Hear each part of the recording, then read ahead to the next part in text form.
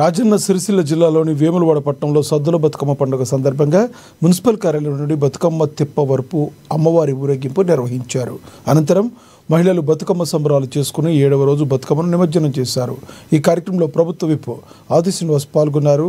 రాష్ట్ర ప్రభుత్వం తరపున వేములవాడ పట్టణంలో సద్దుల బతుకమ్మ పండుగకు అన్ని ఏర్పాట్లు పూర్తి చేసినట్లుగా ఆయన తెలిపారు.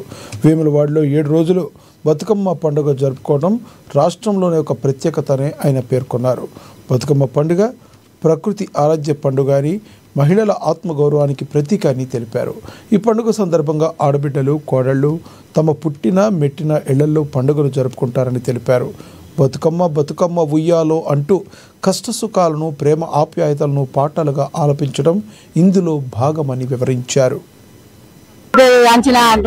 కాశీ తర్వాత వేములవాడ ప్రసిద్ధి చెందిన క్షేత్రం. ఇక్కడ అందరూ 7 రోజుల బతుకమ్మ జరుపుకుంటారు. ఇక్కడ ప్రత్యేకత 7 రోజులు మాత్రమే, అంతటా 9 రోజులు జరుపుకుంటారు. ఆడపిల్లలు ఇక్కడికి వచ్చి 7 రోజులు జరుపుకొని మళ్ళీ అత్తగారింటికి 9 రోజుల బతుకమ్మను జరుపుకుంటారు. మా తాత తరాల నుండి ఈ 7 రోజుల బతుకమ్మ వస్తున్నది, ఆనవాయితీగా వస్తున్నది. కాకపోతే అట్లే కంటిన్యూ చేస్తూ వస్తున్నారు. ఎవరు కూడా చేంజ్ చేయలేదు. అన్ని బతుకమ్మ పువ్వులు, ప్రకృతిలో పూసే ప్రతి పువ్వును స్వీకరించి అమ్మవారి లెక్క తయారు చేసి అమ్మవారిని చేస్తారు. బతుకమ్మగా అందరూ వాయులో సాగనంపుతారు 7వ రోజు.